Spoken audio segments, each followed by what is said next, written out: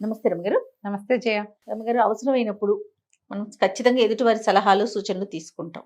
కానీ ఆ సలహా తీసుకున్నప్పుడు ఖచ్చితంగా పాటించాలా? మనకి ఏదో తెలియలేదు, మనకు అర్థం కాలేదు, ఏం చేయాలో తెలియదు, సలహా అడుగుతాం. ప్రతిదానికి అడుగుతాం సలహా మనం. అంటే అట్లాగే అయిపోయాం కదా రమగారు. ప్రతిదీ ఇది పని చేయట్లేదు కదా, ఎదుటోళ్ళ మీద ఆధారపడిపోతున్నాం అది కదా. చేయకూడదు అట్లా. మనకి మనం ఆలోచించుకోవాలి కదా. ప్రతిదీ మనకు ఒక ప్లానింగ్, మనకు ఒక ఐడియా ఉండి దాన్ని ఎన్హాన్స్ చేసుకోవడానికి, కొంచెం బెటర్మెంట్కి, ఇంకా బాగా చేయటానికి, ఇంకా అదేమిటో అవడానికి సలహా. లేదా మనకి ఏం చెయ్యాలో తోచకపోతే సలహా. మనం ఏం ఆలోచించకుండా ఎదురుగుండా వాళ్ళు ఎవరో ఒకళ్ళ మీద అలవాటయ్యి అన్నీ వాళ్ళు ఏది దందంటే నంది, పందంటే పంది, దూకంటే దూకు, పరిగెత్తంటే పరిగెత్తు చేయొచ్చా? చేయకూడదు కదా. అప్పుడు సొంత బ్రెయిన్ ఏమైనట్టు? అంతేగా. అలా చేయకూడదు. కొంచెం ఆలోచించాలి. ఒక్కొక్కళ్ళు ఉంటారు జయ. ఇప్పుడు సందర్భం వచ్చింది, వేసేస్తా చూడు. నేను పంచాంగం చూసుకోరు, క్యాలెండర్ చూసుకోరు, అన్ని నన్నే అడుగుతారు జయ. నేను చూస్తా కదా మీకు వచ్చే ఫోన్లు. ఎందుకు అట్లా? అది కాదు, అదే నేను దొరికానని అడిగితే ఎలాగమ్మా మరి అన్యాయంగా? ప్రతి మేము అన్ని అమ్మగారిని అడిగే చేస్తామని చెప్పుకోవాలని ఉంటుంది వాళ్ళకి. మీ సొంత బ్రెయిన్ వాడద్దు కొంచెమైనా. అదే కదా. మామూలుగా మీ పని మీరు చేసుకోండి. మీకు ఏం చేయాలో తోచకపోతే నన్ను అడగండి అమ్మా దయచేసి ప్లీజ్. నేను చెప్పేస్తున్నా. ఏంటి నేను దొరికానని అడుగుతారా మీరు ఆలోచించుకోరా? చిన్న చిన్న విషయాలు కదండి, చాలా చిన్నవి.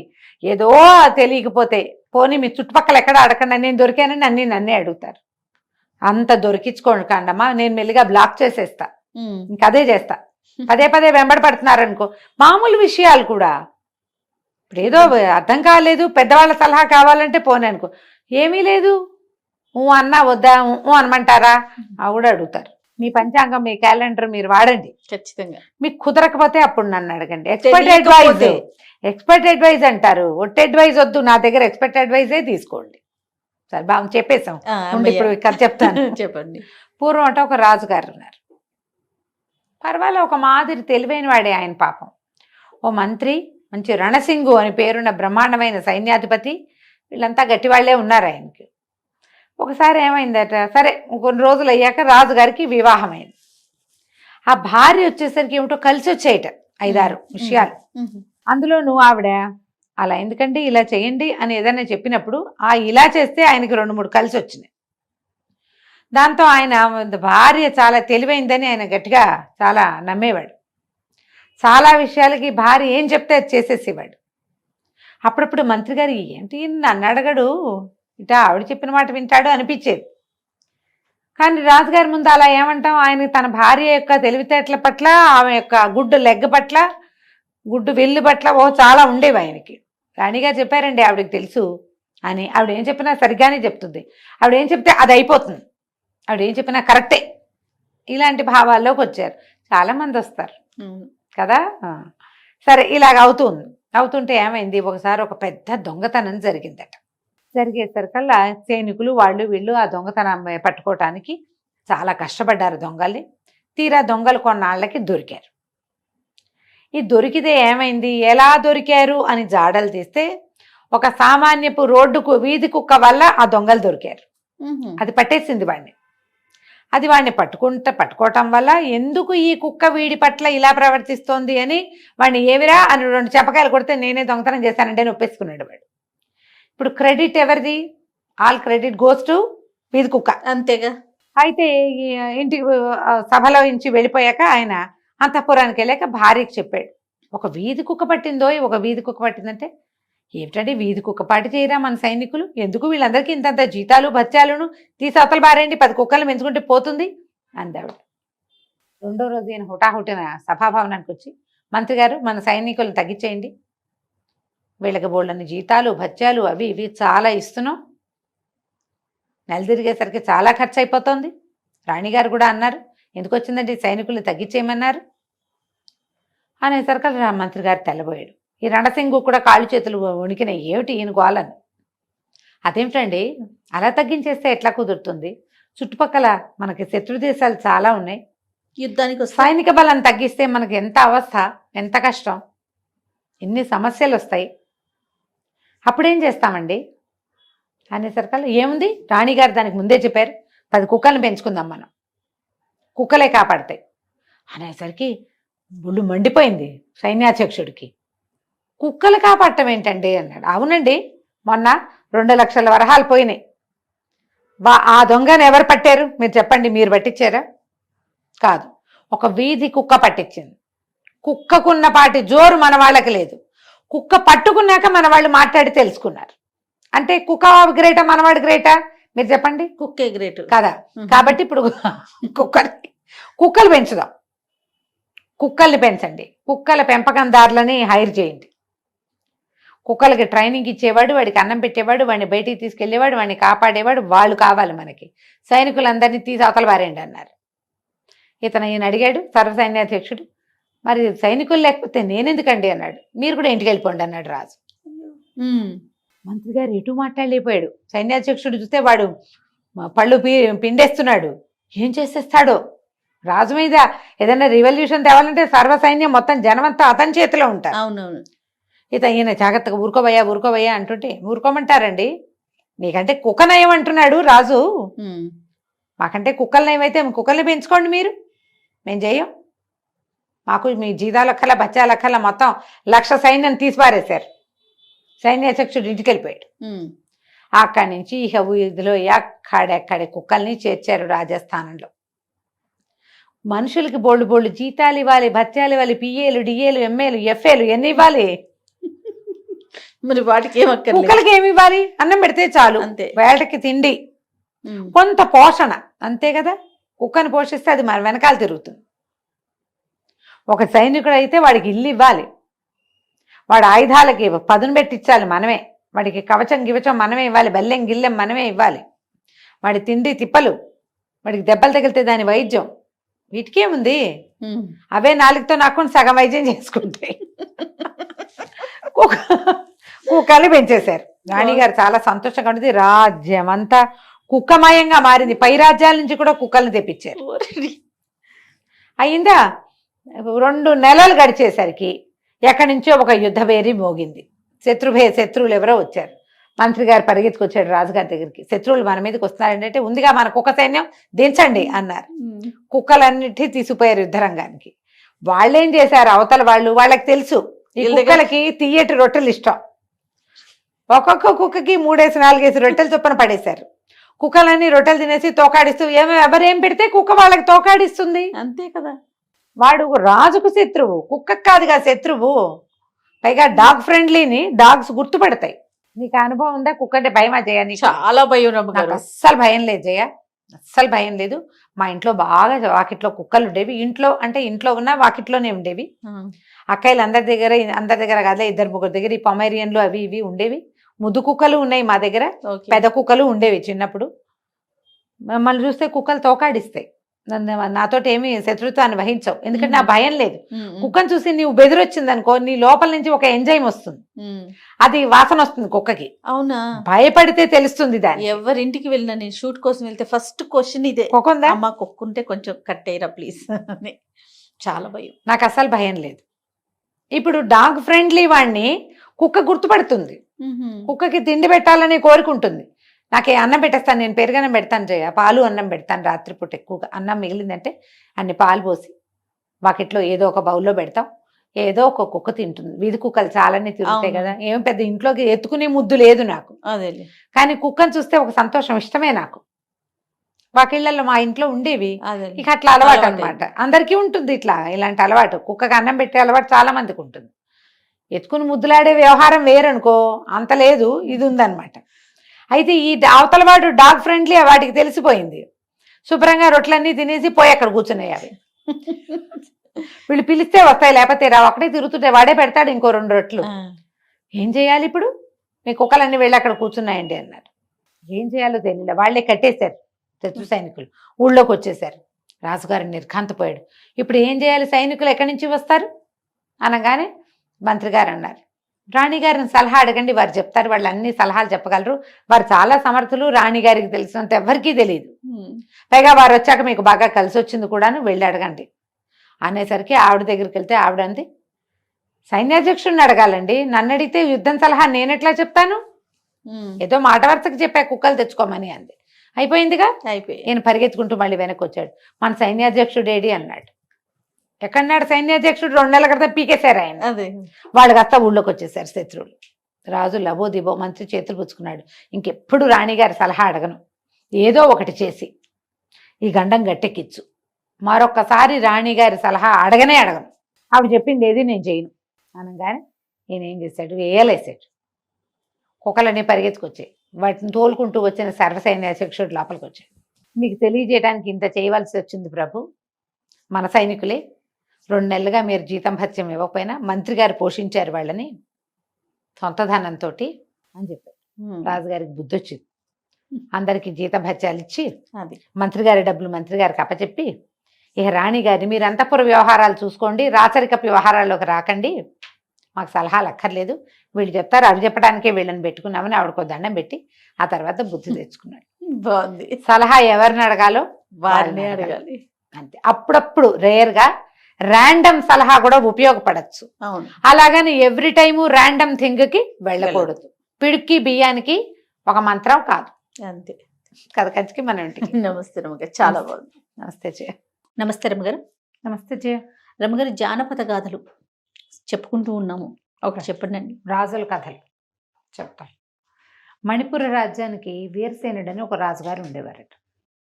ఆయనకి లేక లేక ఒక కూతురు పుట్టాక రాణిగారు గతించాడు. ఒకతే పిల్ల, అమ్మాయి పేరు చంద్రముఖిట. చూడ్డానికి నిజంగానే చంద్రముఖిలాగానే చక్కగా ఉండేది. వయసుతో పాటు పిల్లకి అల్లరి అవి బాగా పెరిగినాయి.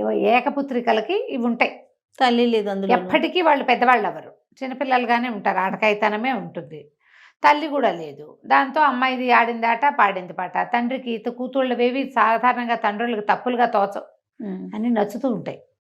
అయితే ఈ అమ్మాయి కొంచెం అల్లరిగా, కొంటెగా, చిలిపిగా, వేషాలు మారిగా ఉండేది.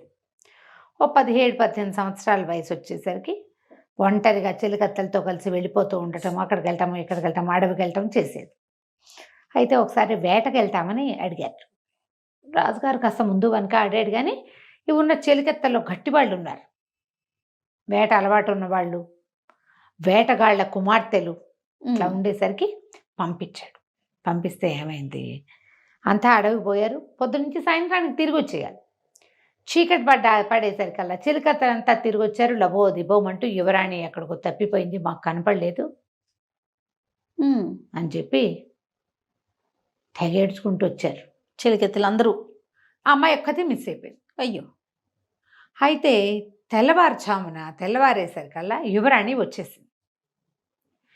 ఎలా వచ్చిందో ఎవరికీ తెలియదు.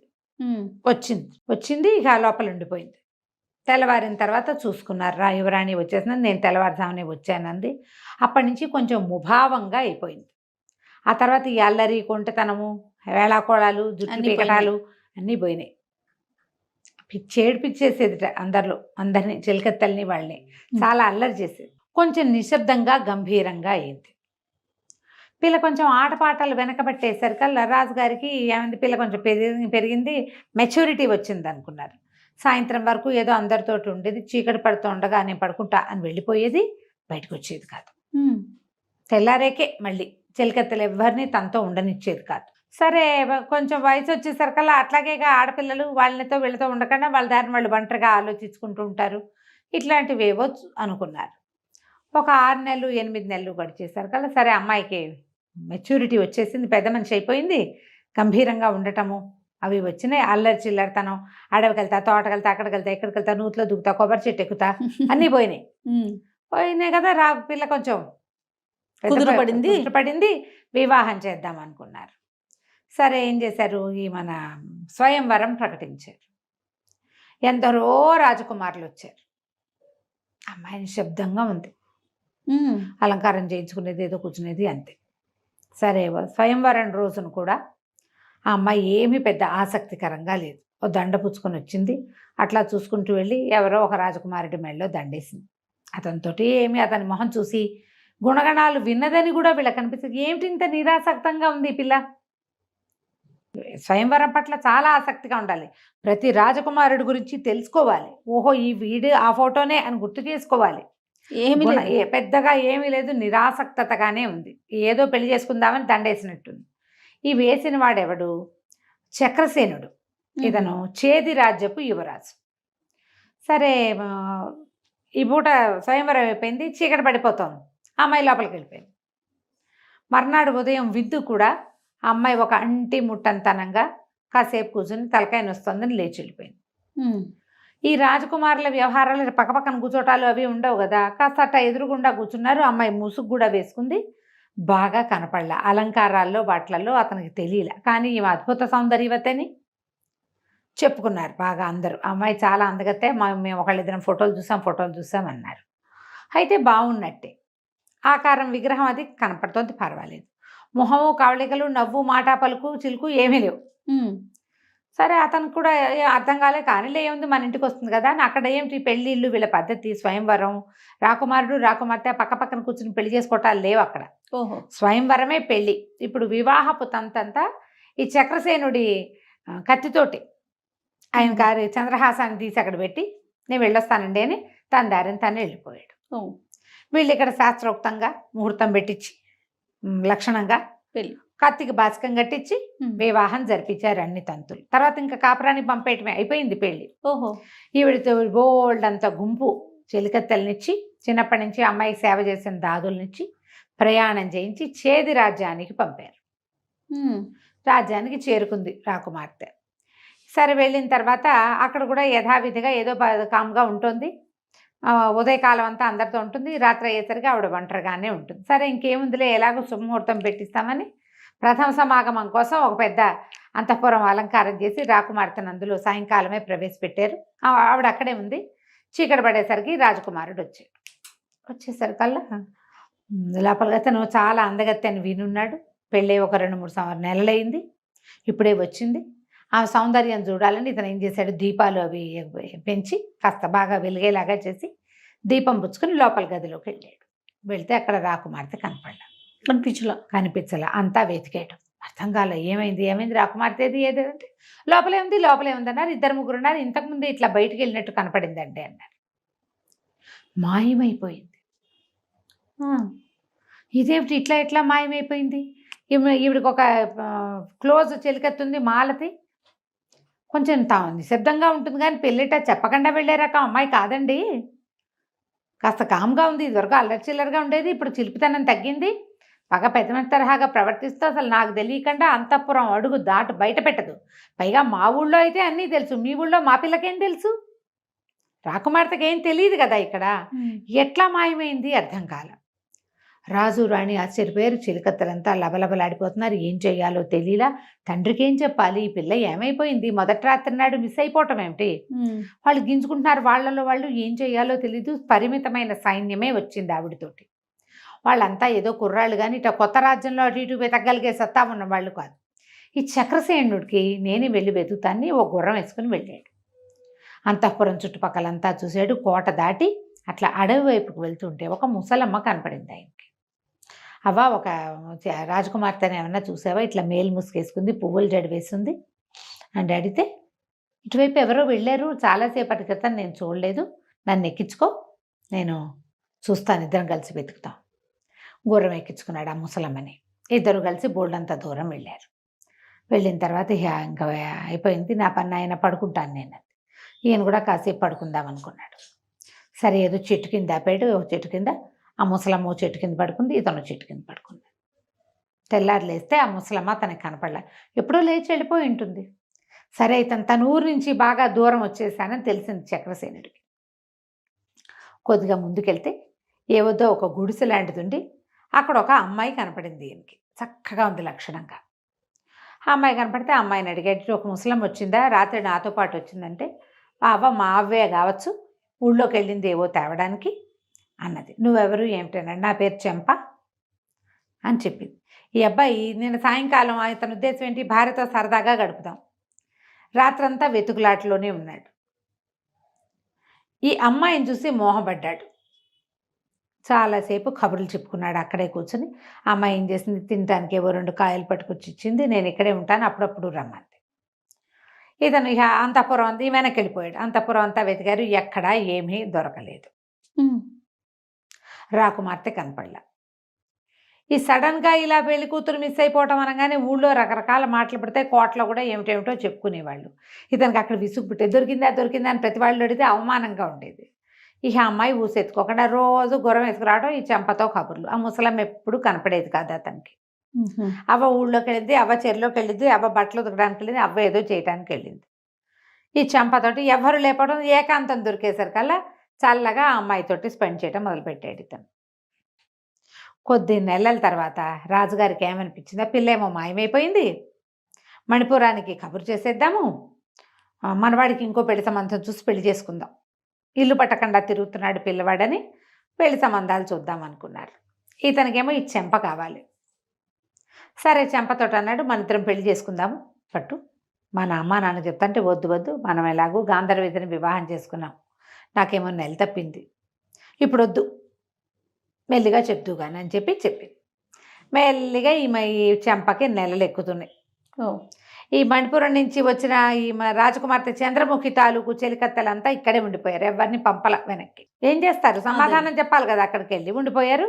ఈ అమ్మాయికి నెలలు ఎక్కగా ఒక రోజు అన్నాడు, నువ్వు నాతో వచ్చేసేయి, రాజభవనానికి వెళ్ళిపోదాం, ఒంటరిగా పురుడు ఎట్లా పోసుకుంటావు, మీ అవ్వ ఒక్కతే నిన్ను పురుడు పోయలేదు, నీ వల్ల అవ్వదు అంటే, కాదు ఆవిడ ససేమిరా అమ్మాయి ఒప్పుకోలే, వద్దు వద్దు, తన 2 నెలలతోటి రాజమందిరానికి వస్తే నన్నేమనుకుంటారు, ఏం వద్దు, సంతానం కలిగాక తీసుకెళ్తూ కానీ చెప్పి ఇట ఏం చెప్పకుండా ఒక రోజున గర్భవతిని 2 నెలలతో ఉన్నదాన్ని తీసుకెళ్తే అవమానంగా ఉంటుంది, ఏం వద్దు, నాకు సహాయం అక్కర్లా, మా అవ్వే నాకు చాలు, ఏం పర్వాలేదని ధైర్యం చెప్పింది.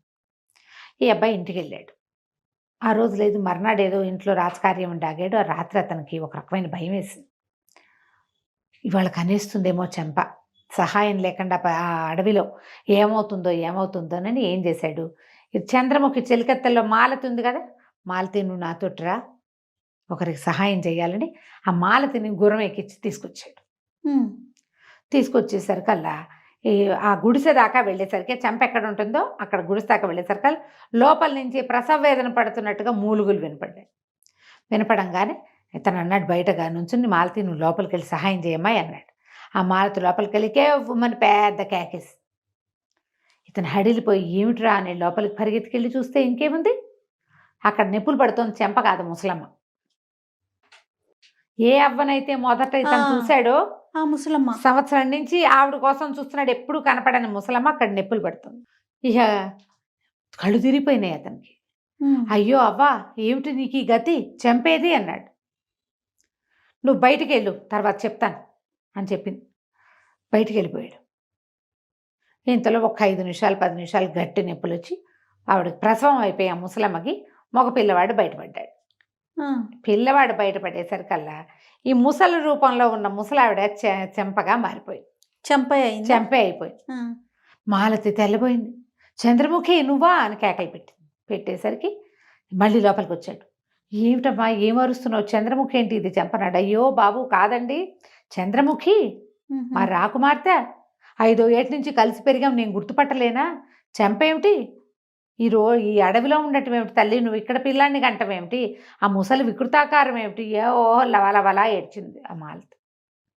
ఏడ్చేసరికి నేనేం చేయను, నా కర్మానుభవం, నాకు ఇంకో దారి లేక ఈ అడవిలో ఉంటున్నాను అని అప్పుడు చెప్పింది.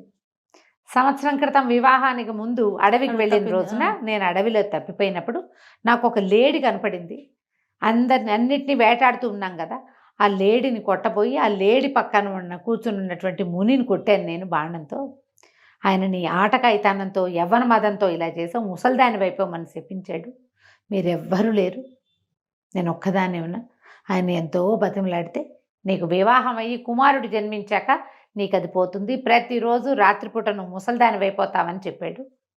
ప్రతి రాత్రి నేను ముసలి వేషంలోనే ఉంటున్నాను, వృద్ధాప్యం వచ్చేస్తోంది, అందుకని చీకటి పడేసరికి లోపలికి వెళ్ళిపోయి తలపేసేసుకుంటుంది, తెల్లారేసరికి మామూలుగానే ఉంటుంది. ఆయన సడలించి ఇది ఇచ్చాడు నాకు, పగలంతా నేను ముసలిదానిగా ఉండను, సాయంత్రమే ఉంటా, అందుకని సాయంకాలాలు దాక్కున్నాను. మా మొదటి రాత్రి నాడు ఇతను నన్ను చూశాడంటే ఆ ముసలి రూపుతో ఏం చేస్తాడు అని పారిపోయాక మళ్ళీ అతనికే కనిపించాను, తెల్లవారు అతనే నన్ను చూశాడు మళ్ళీ. సరే ఎలాగూ నా భర్తే కదా అని అతనితో కాపురం చేసి, ఎలాగూ ఒక కుమార్తె ఒక సంతానం పుట్టాక నాకు ఈ శాప విమోచనం అవుతుంది, అప్పుడే చెప్పచ్చని చెప్పకుండా ఊరుకున్నాను. బాగుంది. నిర్ఘాంతపోయాడు చక్రసేనుడు. సరే ఆ చంటి బిడ్డని ఎత్తుకుని మాలతి ఆ అమ్మాయిని మోసుకుంటూ ఇంటికి రాజ్యానికి తీసుకుపోయాడు. వచ్చాడు. రాజ్యానికి తీసుకెళ్ళి తండ్రికి జరిగిందంతా చెప్పాడు. మరి వారసుడు కూడా వచ్చేసాడు. అప్పుడే పెళ్ళయింది, ఇంకో పెళ్లి సంబంధాలు చూద్దాం అనుకుంటుంటే ఆ తర్వాత అన్నీ నార్మల్ అయిపోయినాయి. కథ కంచికి మనం ఇంటికి. బాగుందండి. విచిత్ర ఘటన. ఆ, చాలా బాగుంది. నమస్తే రమ్మగారు. నమస్తే జయ. రమ్మగారు, ఏదైనా మంచి కథ ఒకటి చెప్పుకుందామండి. భర్తను గెలిచిన భార్య సూపర్. ప్రేక్షకులందరికీ చాలా ఉత్సాహంగా ఉంటుంది జయ. అవునండి, మన ఫాలోవర్స్ అందరు చాలా ఆనందిస్తారు. వినటానికే బాగుంది కదా. చందమామ కథ. ఓకే అండి. పూర్వమట విదేహ రాజ్యానికి సామంతులు చాలా మంది ఉండేవాడు. సామంతుల్లో ఒక ఆయన వీరసేనుడు. ఆయన వృద్ధుడు అయ్యే నాటికి ఆయనకి జయంతుడని ఒక యుక్త వయసుకు వచ్చిన కుమారుడు ఉండేవాడు. ఆయన ఈ జయంతుడితో పాటు మాలిని అని ఒక పిల్లని కూడా పెంచాడు. ఆయన చనిపోయాడు కానీ ఈ పిల్లని పెంచాడు. ఈ పిల్ల ఎవరంటే ఒక మూలికా వైద్యుడి కూతురు. ఏదో సందర్భంలో ఈయనకు దెబ్బ తగిలితే ఆ మూలికా వైద్యం చేసిన ఆయన బాగా సహాయం చేశాడు, వైద్యం చేశాడు. ఈయన ఆరోగ్యం చిక్కింది. వాళ్ళ ఇంటికి వీళ్ళింటికి రాకపోక ఉండేవి. ఆ మూలికా వైద్యుడు సడన్గా మరణించాడు. ఆయనకు ఒక కూతురు ఉంది, మాలిని. ఆ పిల్ల ఈయన ఏం చేశాడంటే ఆయన మరణించేసరికల్లా నా అన్నవాళ్ళు లేని ఆ పిల్లని తెచ్చి తన భార్య అయిన లక్ష్మీదేవికి అప్పచెప్పాడు. ఈ పిల్లని కూడా పెంచు మనవాడితో పాటు అని. వీళ్ళ ఇంట్లో పెరిగింది మాలిని. అయితే ఈయనకి జయంతుడు కొడుకున్నాడు కదా, ఈ జయంతుడు మాలిని ఒక ఇంట్లోనే పెరిగారు. మాలినికి చిన్నప్పటి నుంచి జయంతుడు అంటే ప్రేమ, ఇష్టం. కానీ జయంతుడు ఎప్పుడు ఆ పిల్లని పెద్దగా పట్టించుకోలేదు. తమ ఇంట్లోనే ఉండటం, ఆ పిల్ల తనని అట్రాక్ట్ చేయడానికి ఏ వేషము వేయకపోవటంతో అతను ఈ పిల్ల బాగుందని అందుకని చక్కగా అదేదైనా వాళ్ళ చూపులు అవి చూస్తే బాగుండేది. ఆ పిల్ల ఎప్పుడు చూసేది కాదు. కానీ ఇతనంటే ఇష్టం ఆ పిల్లకి. ఇద్దరు యుక్త వయస్కులు అయ్యారు. వీరసేనుడు మరణించాడు. ఈ అబ్బాయి సామంతుడుగానే ఏదో సుమారుగా సామంతుడి కుమారుడుగా ఉండేవాడు. మాలిని ఎంత ఇష్టం ఉన్నా అది ఏమనుకునేదంటే అమ్మాయి, నేను వీళ్ళింటో గతి లేక పెరిగేదాన్ని, ఇతను ఏ సామంతుడి కుమార్తెనో లేకపోతే రాజుగారి కుమార్తెనో పెళ్లి చేసుకోగలిగేంత ఘనత ఉన్నవాడు, మనకెక్కడ లభిస్తుంది ఇలాంటిది అని ఇట్లా తన దీని పట్ల అంటే తన పరిస్థితిని బట్టి ఆ అమ్మాయి ఎప్పుడూ అతన్ని కొంచెం హేళగా ఏదైనా సైగ చేయటం లాంటివి కూడా చేసేది కాదు. కామ్గా ఉండేది. అయితే ఏమైంది, రాజుగారి దగ్గర నుంచి శశిభూషణ్ అని ఒక ఆయన వచ్చాడు వీళ్ళ దగ్గరికి. వచ్చి లక్ష్మీదేవి గారికి ఏం చెప్పాడంటే, అమ్మ రాజుగారికి ఏదో తీవ్రమైన జబ్బు చేసింది, ఆయన ఎన్నాళ్ళు టీకా ఇస్తాడో మనకు తెలియదు, మరి నీ కుమారుడు యుక్త వయస్కుడు ఏదో ఇంట్లో పెట్టుకుని ఉంచుకోవద్దు, నీ భర్త ఏ స్థానంలో ఆ స్థానంలో ఉన్నాడో, మహారాజా స్థానంలో ఏ ప్లేస్లో ఉన్నాడో ఆ ప్లేస్కి నీ కుమారుడు సరిపోతాడు. రాజుగారు ఆరోగ్యంగా ఉండగానే పిల్లవాడిని కనుక అక్కడికి పంపేవంటే మరి ఇతనికి ఉద్యోగం స్థిరపడిపోతుంది, సామంతు గారి కొడుగ్గా కాకుండా సామంతుడుగా ఉంటాడు అని నచ్చజెప్పాడు. నచ్చజెప్పేసరికల్లా ఈవిడ ఆలోచించి కొడుకుని పంపడానికి నిశ్చయమైంది. కొడుకుని ఎక్కడికి పంపాలి, వీళ్ళు ఉన్నది చిన్న ఊరు, మహారాజాస్థానికి పంపాలంటే విదేహకి పంపించేసేయాలి. ఈ అబ్బాయి వెళ్ళిపోతాడనగానే ఈ పిల్ల మెల్లిమెల్లిగా కళ్ళ నీళ్ళు తుడుచుకోవటం మొదలుపెట్టింది. తుడుచుకుంటుంటే ఏమన్నది, ఆవిడ అడిగింది 1-2 సార్లు, ఎందుకు అమ్మాయి అంటే పాపం రాజుగారికి జబ్బు చేసిందని బాధగా ఉందండి అని. తర్వాత ఇంకో 2 రోజులు పోయాక అతను బయలుదేరాడు. వెళ్ళాక కూడా ఈ పిల్ల కళ్ళు తుడుచుకుంటోంది. ఈవిడికి డౌట్ వచ్చింది, ఎందుకు ఈ పిల్ల ఇట్లా ఎంతసేపు కళ్ళు తుడుచుకుంటోందంటే ఈ అమ్మాయి ఏమంది, ఆవిడ అడిగింది, ఎందుకే కళ్ళ నీళ్ళు పెట్టుకుంటాం అమ్మడు అని అడిగితే, రాజుగారి వైద్యం నేను కుదర్చగలను, కానీ నన్ను ఎవరు పంపిస్తారు, నన్ను ఎవరు ఒప్పుకుంటారు, అందుకని ఏడుస్తానంటే ఆవిడకి నవ్వొచ్చింది. అది అదే జయంతుడు వెళ్ళిపోయాడని ఏడుస్తున్నావు కదా నువ్వని బాగా నిలదీసి అడిగింది. అవును జయంతుడు అంటే ఇష్టమని ఒప్పుకున్నాక ఏమంది, రాజుగారికి వైద్యం చేయగలను అత్త నేను అని చెప్పేసరికల్లా మా నాన్న నాకు ఇలాంటి వైద్యాలు చాలా చెప్పాడు. చిన్నప్పుడు 12-10 ఏళ్ళు వచ్చేదాకా తండ్రితో ఉంది, కొన్ని మూలికలు నేను గుర్తుపడతాను కూడా, మా నాన్న తీసుకెళ్ళేవాడు అని చెప్పేసరికల్లా సరే ఈవిడ ఏం చేసింది, పిల్ల వైద్యం చేసినా చేయకపోయినా జయంతుడిని ఒకసారి చూసి వస్తుందని రాజాస్థానానికి కబురు చేసి ఈ పిల్లని బండి కట్టించి పంపించింది. బండి కట్టించి పంపించేసరికల్లా ఈ సామంతుడి ఇంటి నుంచి వచ్చింది కాబట్టి రాజుగారి అమ్మాయిని లోపల రానిచ్చాడు, కానీ ఈ చిన్న పిల్లని చూసేసరికల్లా ఆయన తెల్లబోయాడు. ఈ పిల్లని చూస్తే దానికి 18-19 ఏళ్ళు ఉంటాయి. ఈ 18 ఏళ్ల చిన్నపిల్ల ఇది నాకేం వైద్యం చేస్తుంది, మూలికా వైద్యం చిన్న పనే, ఎంత తలపండిపోవాలి దానికి. ఆయన ఏమన్నాడంటే, ఇగో నాకు నీ వైద్యం మీద నమ్మకం లేదు, వైద్యం సరిగ్గా కుదరపోతే నీ తలది ఇస్తా, వైద్యం కనుక కుదిరి నాకు జబ్బు కుదిరిపోతే ఆ స్థానంలో నువ్వు ఎవరిని కావాలంటే వాళ్ళకి ఇచ్చి నేను వివాహం చేస్తానని ఒప్పుకున్నాడు. బాగుందిగా, నువ్వు యుక్త వయస్కులవి పిల్లవి, పెళ్లి కావాల్సిన పిల్లవి కాబట్టి నీకు అద్భుతమైన పెద్ద కుటుంబంలో వివాహం జరిపిస్తా, మందు కుదరలేదో నీ తల దించేది నీకు నిరుకేనని అన్నాడు. ఆ అమ్మాయి ఒప్పుకుంది. 4 రోజుల్లో రాజుగారి జబ్బు కాస్త కుదిరిపోయింది. అమ్మాయి వచ్చేటప్పుడు మూలికలు పుచ్చుకొచ్చింది. శశిభూషణ్ వచ్చాడు కదా, ఆయన రాజుగారికి ఉన్న వ్యాధి లక్షణం అన్నీ చెప్పాడు. ఆ అమ్మాయికి ముందే తెలుసు, అక్కడి నుంచి మూలికలు పుచ్చుకొచ్చింది. మూలికా వైద్యం కుదిరింది, రాజుకు గుణం కనపడింది, శుభ్రంగా తయారయ్యాడు. 4 రోజుల కల్లా బాధలు తగ్గిపోయింది. ఆయన ఒక వారం రోజులు బాగా పుష్టి పుంజుకున్నాక ఒకరోజు మొత్తం ఆస్థానం అంతా మోహరించినప్పుడు ఈ పిల్లని వెంబడి పెట్టుకెళ్ళి అందరినీ చూపించి, వీళ్ళల్లో నువ్వు ఎవరిని పెళ్లి చేసుకుంటావో చెప్పు, నువ్వు ఎవరినంటే వాడికి ఇచ్చి నిన్ను పెళ్లి చేస్తానన్నాడు. రాజుగారు ఆజ్ఞ శిరసావహించాల్సిందేగా. ఈ అమ్మాయి ఏం చేసింది, అటు ఇటు తిరిగి జయంతుడిని చూపించి ఈయనకిచ్చి చేయండి నన్ను అంతే.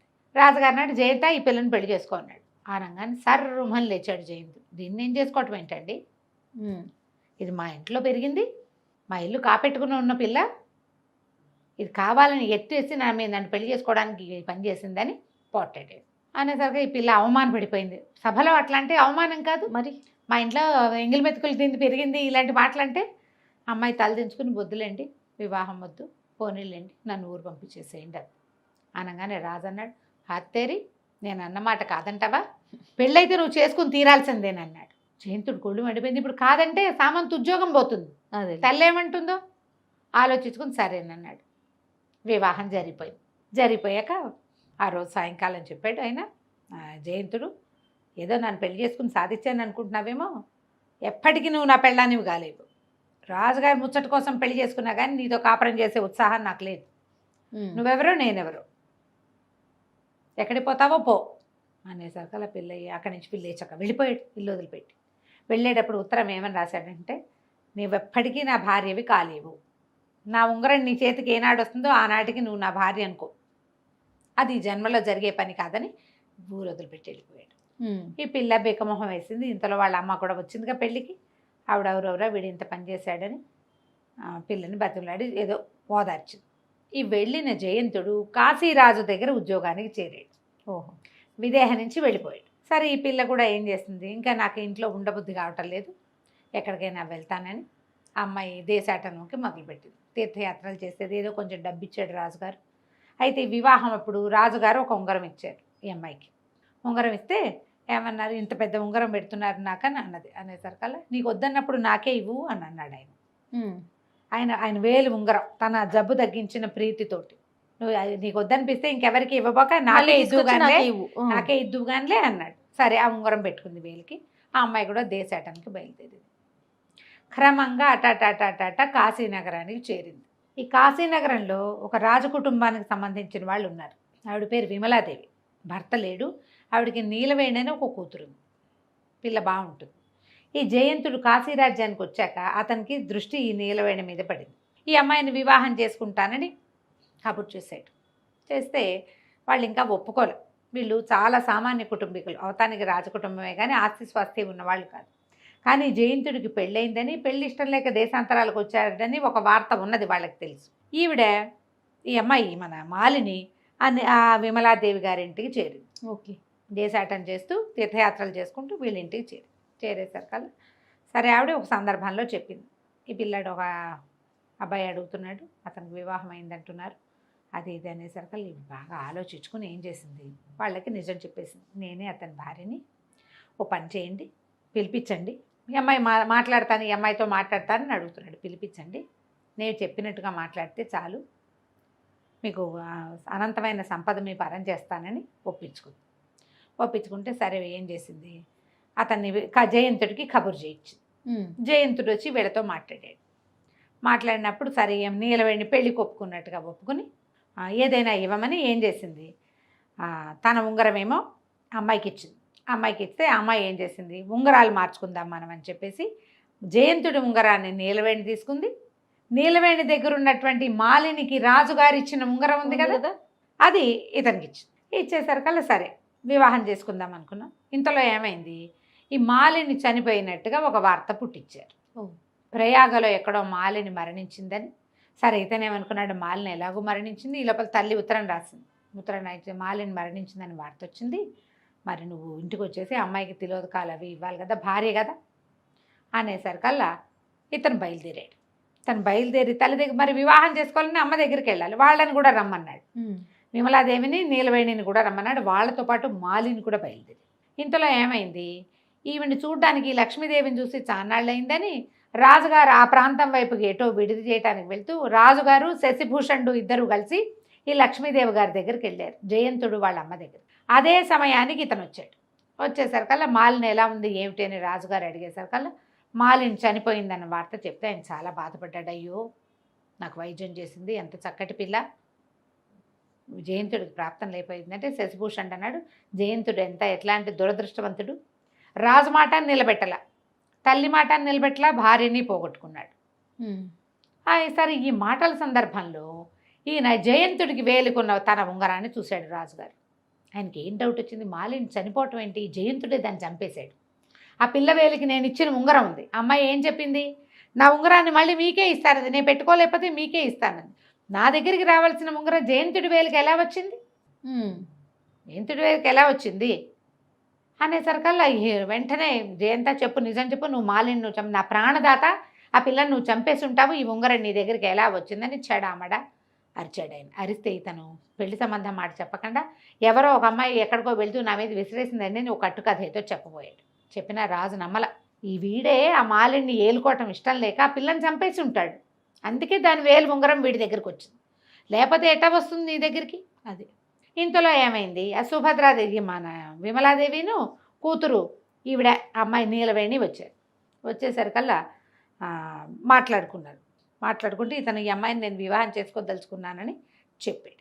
చెప్పేసరికల్లా ఆ అమ్మాయి ఏమంది, నేనేం వివాహం చేసుకోను, ఈయన నాకేం ఇవ్వలేదు, ఈ ఉంగరం ఈవిడ ఇచ్చిందంటే నేను ఎక్కడిచ్చాను నాకు తెలియదు అంటుంది అమ్మాయి. రాజుకు అర్థం కాల. ఇతను వీళ్ళ పేరు చెప్తాడు, వాళ్ళేమో మాకు తెలియదు అంటారు, నేను ఈ అమ్మాయికి ఉంగరం ఇచ్చానంటాడు, నాకేం ఉంగరం ఇవ్వలేదు, నా వేలికి ఉంగరం ఏమీ లేదంటుంది అమ్మాయి. ఇతను ఉంగరం ఏమైంది, ఇంతలో మాలిని వచ్చి ప్రభువుకు నమస్కారం చేసింది, అత్తగారికి దండం పెట్టింది, శశిభూషణ్కి దండం పెట్టేసరికల్లా ఆయన మాలిని అమ్మ బతికే ఉన్నావా, నువ్వు చనిపోయావని చాలా బాధపడుతున్నాం మేము అనేసరికల్లా నేను బతికే ఉన్నాను. అయితే ఇతను అన్నాడు, నేను మాలిని కంటితోటి చూడలే ఇప్పటిదాకా, ఇప్పుడే చూస్తున్నా, ఆ ఉంగరం నా దగ్గరికి ఎలా వచ్చిందో నాకు అర్థం కావట్లేదు అంటే నేనే ఇచ్చాను, ఇదిగో ఈ ఉంగరానికి మారుగానే తన చేతికున్న ఉంగరం చూపించి, ఆ చేతి ఉంగరం ఎవరిది, జయంతుడిది. వాడు ఏం చేశాడు, రాశాడు ఉత్తరం, నా ఉంగరం నీ చేతికి చేరితేనే నువ్వు నా భార్యమైనట్టు అని చెప్పాడు. ఇప్పుడు ఉంగరం చేస్తే భార్య అయిన ఒప్పుకోవాల్సిందే కదా, అంతేగా. నిర్ఘాంతపోయాడు అతను. ఆ అమ్మాయి ఏం చెప్పిందంటే, నాకు ఇంకో దారి లేకపోయింది, నేను కావాలని చేయకుండానే ఇలా జరిగింది, ముందు అతను పెళ్లి చేసుకునే ఉద్దేశంతో మీకు వైద్యం చేయలే, మీరు అన్నారు కాబట్టి నేను అతన్ని చూపించాను అనేసరికి జయంతుడు కూడా సర్దుకున్నాడు. అతను పెళ్ళినప్పుడు చూసిన పిల్ల వేరు, ఈ 3 సంవత్సరాల్లో ఈ అమ్మాయి ఇంకా చక్కగా తయారైంది. నీలవేణిని మాలిని పక్కపక్కన చూస్తే మాలిని బాగుందనిపించింది. తర్వాత రెండోది ఇంత ప్రయత్నం చేసి తను ఎక్కడుంటే అక్కడికి వచ్చి ఇంత ప్రయత్నం చేస్తుంటే అతనికి ఆమెకు ఎంత ప్రీతి ఉంది తనంటే, అంతేగా. దాంతో సర్దుకుని ఒప్పుకున్నాడు, నువ్వు నన్ను జయించావు, నువ్వు నన్ను గెలుచుకున్నట్టే, ఇప్పుడు ఇంత ప్రయత్నం చేసి ఆ ఉంగరం తన చేతికి వచ్చేలాగా చేసుకుంది, ఇప్పుడు వాళ్ళనైనా ఒప్పించుకుంది కదా. దాంతో రాజుగారికి దండం పెట్టి, మీరు చేసిన పెళ్ళిని నేను నిలబెట్టుకుంటాను, మాలిని నేను నిలుకుంటాను, నాతో పాటే ఉంటుంది, మేము ఇంకా భార్యాభర్తలుగా జీవిస్తామని రాజుకి అమ్మకి దండం పెట్టాడు. మాలిని ఏం చేసిందంటే తన అత్తగారు తనకి ఇస్తానన్న బంగారాన్ని అంతని ఈ నీలవేణికి ఇచ్చేసింది. ఎందుకంటే ఆమె వివాహం అవ్వాలి, వాళ్ళకి దగ్గర డబ్బులు లేవు కదా, మాట ఇచ్చింది కదా, అనంతమైన ధనం ఇస్తాను, ధనంతో వాళ్ళని కాశీ నగరానికి పంపించేసి ఈ మాలిని జయంతుడు కలిసి రాజుగారి సేవలో తరించడం కోసం మళ్ళీ విదేహ రాజ్యానికి వెళ్ళిపోయారు. కథ కంచికి మనం ఇంటికి. చాలా బాగుందండి. నమస్తే. నమస్తే రమ్మగారు. నమస్తే చెయ్య. ఏదైనా తమాషా కథ చెప్తారా? పూర్వం ఒక బ్రాహ్మడు ఒక ఆయన ఉండేవాడు, శుద్ధమతి ఆయన పేరు. ఈయన కాశీలకు వెళ్ళి చదువుకొచ్చాడు. కాశీలో చాలా సంవత్సరాలు చదువుకుని 10వ ఏట వెళ్ళిపోయి 40 ఏళ్ళు కాశీలో చదువుకుని 50వ ఏట స్వగ్రామానికి వచ్చాడు. సరే అంతా పరమ విద్వాంసుడు, చాలా గొప్పగా చదువుకున్నాడు. ఆయన దగ్గర బోళ్ళంతమంది శిష్యులు చేరారు. చుట్టుపక్కల వాళ్ళు ఎవరో ఆయనకు ఒక పిల్లనిచ్చి పెళ్లి చేశారు. ఆ కాలంలో ఇలాంటివి జరిగేవి. ఆ అమ్మాయికి 14 ఏళ్ళు 13 ఏళ్ల పిల్లనో చేశారు. పిల్ల పెద్దదయ్యాక కాపురాన్ని తెచ్చుకున్నారు. కానీ ఆయనకి తన పెద్దవాడు పిల్ల చిన్నపిల్ల అని చాలా అనుమానంగా ఉండేది భార్య మీద. కొంతకాలం గడిచినా కూడా భార్య అంటే అనుమానం. ఆ అమ్మాయి ఏమో అందరితోటి చక్కగా నవ్వుతూ మాట్లాడేది. వాళ్ళ మంది శిష్యులు ఉండేవాళ్ళు వాకిట్లో చదువుకోవటానికి, అందరితో నవ్వు మొహం పెట్టి మాట్లాడేది. ఆ పిల్ల సహజంగానే నవ్వు ఫేసు. అయితే ఏమైంది, ఈయనకి చాలా కోపం వచ్చేసింది ఒకనాడు. ఎప్పుడో భార్య నవ్వుతోందని, ఏదో పిల్లలు అల్లరి మాటలేవో కొంటి మాటలు మాట్లాడి ఏవో వస్తువులు పడేసి చేస్తుంటే ఆవిడ అందరితో పక్క నవ్వేసరికి నవ్వుతోందని ఓర్చుకోలేక భార్య మీద అనుమానంతో ఇల్లు విడిచి వెళ్ళిపోయాడు ఆయన. పెళ్లి చేసుకున్నాడు అనవసరం కానీ అనుమానస్తుడు వెళ్ళిపోయాడు. వెళ్ళిపోయేసరికల్లా ఈయన ఇల్లు విడిచి వెళ్ళిపోతుంటే ఆయన ఎక్కడికి వెళ్ళిపోతున్నాడో తెలియక నలుగురు సీనియర్ శిష్యులు ఈయన వెనకాల పడ్డారు. ఆయన ఎక్కడెక్కడెక్కడెక్కడో నడిచి వెళ్ళిపోయాడు. వీళ్ళు కూడా ఆయన వెళ్ళిన మార్గం వెతుక్కుంటూ ఆయన వెనకాల పడిపోయారు. పోతే ఒక గ్రామం దగ్గర కలుసుకునేసరికల్లా ఏమిట్రా నేను నా పెళ్ళాం మీద అనుమానంతో వెళ్ళిపోతుంటే మీరంతా నా వెంట పడ్డారు పోండి అన్నాడు. అనేసరికి వాళ్ళు అన్నారు, అయ్యో గురువుగారు ఎంత మాట అండి, మహా ఇల్లాలు ఆవిడ మీద అనుమానం ఏమిటండి, మేము ఆవిడతోటే ఉంటాం, మేము ఆవిడ గుణం కనిపెట్టమా, అసలు ఉంటుంది కాదండి, ఆవిడ చాలా మంచిది, ఉత్తమ ఇల్లాలు, తల్లి లాంటిది మాకు, మీరు ఇంత మాట అనుకోకండి, పదండి మనం వెనక్కి వెళ్ళిపోదాం, అసలు ఆవిడ పేరు మీద మీరు ఇట్లా అనటానికే వీల్లేదు, ఆవిడ ప్రవర్తన బాగుండకపోతే అందరు ఇంతమంది పిల్లలు ఆవిడతోటి ఎట్టా బాగుంటారండి అని బాగా నచ్చజెప్పారు. సరే ఆయన ఏమనుకున్నాడు, సరే వెళ్ళిపోదాంలే వెనక్కి వెళ్ళిపోదామని నిశ్చయించుకున్నాడు. విద్యార్థులు అంత గట్టిగా చెప్తుంటే ఏమంటాడు, సరేనన్నాడు. ఈ వెళ్ళి రాత్రంతా నడుచుకుంటూ వచ్చేసారు, ఎటగో నడిచారు. తిరిగి వెళ్ళడానికి అప్పుడు మార్గం చూసుకుంటే వాళ్ళు ఒక నగరం దాటి వెళ్ళాలి. ఈ నగరంలోకి ప్రవేశిస్తే ఏమైంది, కొంత దూరం వెళ్ళేసరికి వీళ్ళకి కాళ్ళు పీకేస్తున్నాయి, ఎండకి చెమటలు పోసేస్తున్నాయి, ఏం చేయాలో తెలియక సంకలో దర్భాసనాలు ఉన్నాయి, దర్భలు పట్టుకుని రోడ్డు మీద కూర్చున్నారు. దానికి ముందుగా ఒక బావి ఉంది.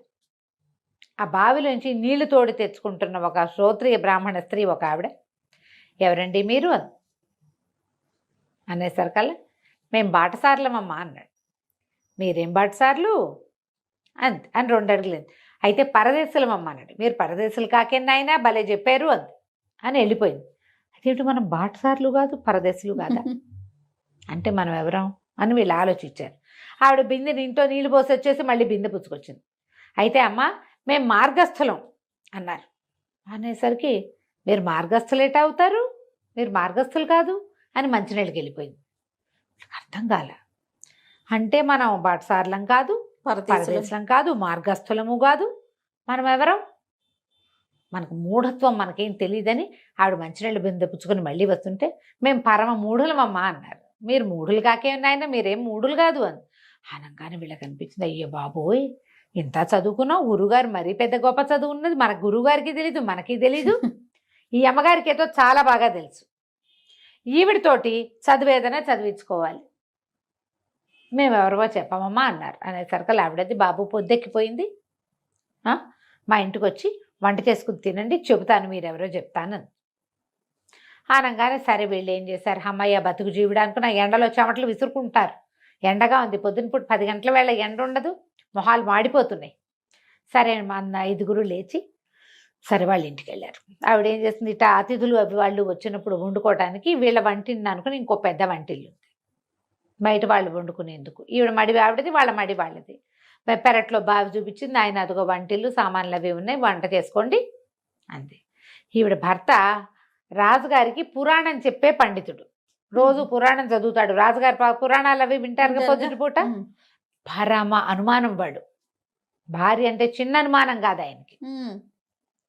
వీళ్ళకి ఏం చెప్పింది, అయ్యా మా ఆయన అంత మంచివాడు కాదండి, మీరు చకచక బాగా పొద్దెక్కేసరికల్లా వంట అది కానిచ్చుకుని భోజనాలు చేసి వాకిట్లో కూర్చోండి అంటే సరేనన్నారు. కానీ వీళ్ళు అవి గీతాపారాయణం చేశారు, సంధ్యావందనాలు చేసుకున్నారు, ఏమిటో మాట్లాడుకున్నారు, ఏదో పని చేశారు, వండారు, ఎప్పటికీ వీళ్ళ వంట వల్ల.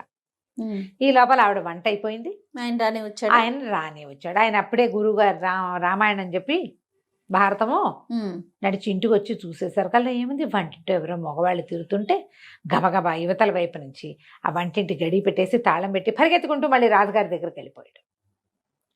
అయ్యా నా భార్య మంచిది కాదు, దుష్టురాలు, ఆ పిల్లని శిక్షించండి అని నేను ఎన్నిసార్లు చెప్పాను మీకు, మీరు సాక్ష్యం లేదు అట్లా చేయకూడదన్నారు, సాక్ష్యం తెచ్చా, వంటింటో 5గురు బ్రాహ్మణులు దాచింది మా ఆవిడే, ఈయన అంకే చెప్పాడు.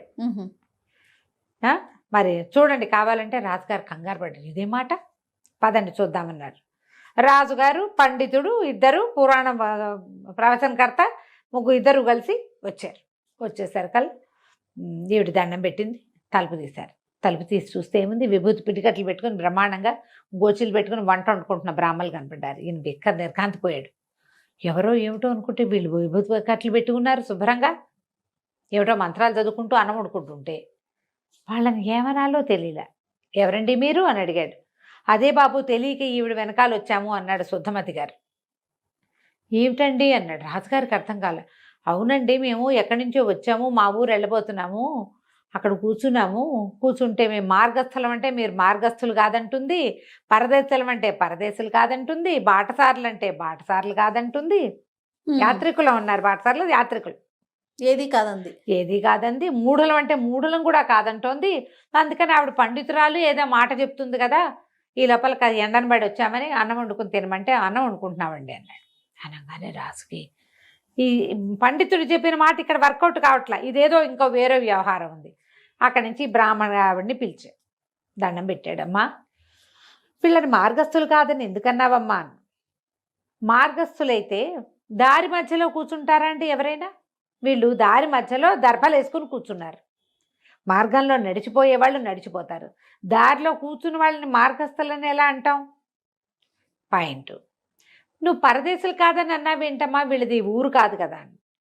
పరదేశి అయితే పరదేశికి మన భాష ఎట్లా వస్తుందండి? వాళ్ళు మన భాషే మాట్లాడుతున్నారు కాదు, మన భాషే మాట్లాడుతున్నప్పుడు వాళ్ళని పరాయి దేశం వాళ్ళని ఎట్లా అనుకుంటాం? వాళ్ళు పరదేశులు కాదు, మన దేశం వాళ్ళే, ఇక్కడే ఏదో ప్రాంతం, దగ్గర ప్రాంతం వాళ్ళే. పాయింట్ ఇది కూడా. మరి యాత్రికులు అన్నారు వాళ్ళు, అంతే కదా, అక్కడెక్కడి నుంచో వస్తున్నామని చెప్పారు. అంటే అట్లా ఎట్లా అవుతారండి వాళ్ళు? అనుకోండి పోనీ అట్లాగే, ఎక్కడ బస చేయాలో అక్కడ బస చేస్తారు, దారి మధ్యలో కూర్చుంటారా? యాత్రలు చేసే వాళ్ళకి ఎలాంటి ఐడియాలు ఉంటాయి? అంతే, ఎక్కడ సత్రాలు ఉన్నాయి ఏంటనేది తెలుస్తుంది, చూసుకుని వెళ్తారు. ఇది కూడా పాయింట్. ఈ పాయింట్లన్నీ వర్కౌట్ అయ్యాక రాజుగారు రండి, మీరు మూఢులు కాదని అన్నావుట కదమ్మా, మూఢులు కాదంటావా అమ్మా వీళ్ళని? ఆవిడ మాట్లాడకుండా నుంచి చెప్పలే సమాధానం. రాజుగారు ఈవిడేదో కంగారు పడుతోందని, అమ్మ నువ్వేం భయం లేదు, నువ్వేం చెప్పినా సరే. ఈవిడంది, వాళ్ళు మూఢులు ఎందుకు అవుతారండి? మిట్ట మధ్యాహ్నం అపరాహ్న వేళ 5 బ్రాహ్మణుడు వంటింట్లో ఉంటే ఆ 5 తన పెళ్ళామే దాచిందని చెప్పే పండితుడు, అంత మాట పండితుడు చెబితే దాని వెనకాల నమ్మి వచ్చే రాజు కంటే మూఢులు ఎవరైనా ఉంటారా లోకంలో? మిట్ట మధ్యాహ్నం వేళ ఎవరైనా వ్యవహారాలు చేస్తారా? అది కూడా 5 బ్రాహ్మణులతో. వాడో మూఢుడు, వాడిని నమ్మిన రాజు ఇంకో మూఢుడు. రాజుగారు నాలుగు కొరుక్కున్నాడు, పండితుడు కూడా సిగ్గేసింది. మరి ఏం జరుగుతోందని మనం అనాలి ఈ మాట? ఒట్టిగా ఇంట్లో మనుషులు ఉంటేనే అనుమానమా? రాజుగారు మాట తగ్గించుకుని ఏం మాట్లాడాలో తెలియపోతే అప్పుడు శుద్ధమతి చెప్పాడు, అయ్యా మగవాడి బుద్ధి అండి ఇది, నేను కూడా ఈ పొరపాటుతోటే నా భార్య విద్యార్థులందరితోటి స్నేహంగా ఆపేక్షగా ఉంది, అది ఓర్చుకోలేకే వచ్చేసాను, నా వెంటబడి నా శిష్యులు వచ్చారు, ఇక్కడ ఇది కనపడుతోంది, భార్య కళ్ళగా నవ్వుతూ ఉంటే తన కోసం నవ్వాలి తప్పిస్తే ఇతరుల కోసం నవ్వకూడదంటే వాళ్ళు బతికుండకూడదని అనుకుంటాం మేము, అదే తప్పు, నేను కూడా ఆ తప్పే చేశానండి అంటే రాజు కాస్త తీర్పు చెప్పి ఇట్లాంటి పనులు చేయకూడదని, భార్యల్ని సజావుగా చూసుకోవాలని చెప్పి, ఆ వచ్చిన పై ఊరు నుంచి వచ్చిన శుద్ధమతికి ఏమో ఏదో కాస్త 100 వరహాలు బహుమతి ఇచ్చి, పాఠశాల బాగా జరుపుకోండి గురుగారు, మీ భార్యని అనుమానించకండి అని చెప్పి పంపించాడు. ఈ పురాణ పండితుడు కూడా ఇంత ఉత్తమరాలు, సమర్థురాలు, తెలివిగలది నాయన, ఈవిడతో జాగ్రత్తగా ఉండు, చివరికి రాజును మూఢుని చేసే ప్రయత్నం చేసావు నువ్వని ఆయన కూడా నచ్చ చెప్పి రాజుగారు వెళ్ళిపోయాడు. కథ కంచికి మనం ఇంటికి. మంచి నీతున్న కథ. అనుమానం ఆ అనుమానంతో తన ఇంట్లో ఉండడు, తను లేనప్పుడు భార్య సంతోషంగా ఉండకూడదు, తను లేకపోతే అది మంచి చీర కట్టుకోకూడదు, పువ్వులు పెట్టుకోకూడదు, ఎవరితో నవ్వుతూ మాట్లాడకూడదు, ఇలాంటి భావాలు ఉంటాయి. ఇప్పటికీ ఉన్నారు కదా జయ, ఉన్నారు అమ్మగారు. అనుమానం పడేవాళ్ళు ఎంతమంది? ఆడవాళ్ళకే అనుమానం ఉంటుంది అనుకుంటాం, ఆడవాళ్ళ అనుమానం వాళ్ళ ఏడుపుతో పోతూ ఉంటుంది, ఏడుస్తూ ఉంటారు అనుమానంతో. మగవాడి అనుమానం ఆడదాన్ని చంపే వరకు వస్తుంది, అనుమానంతో పెళ్ళాలని చంపేస్తారు జయ. అలాంటి కేసులు కూడా చూస్తున్నాం, చాలా చూస్తుంటాం. అనుమానం పిశాచం లాంటిది, దాన్ని పట్టించుకోకూడదు, దాని మీదకి ఎక్కించుకున్నాం అంటే దిగదు చచ్చి. అంతే. రైట్ రమ్మ గారు, నమస్తే. నమస్తే జయ.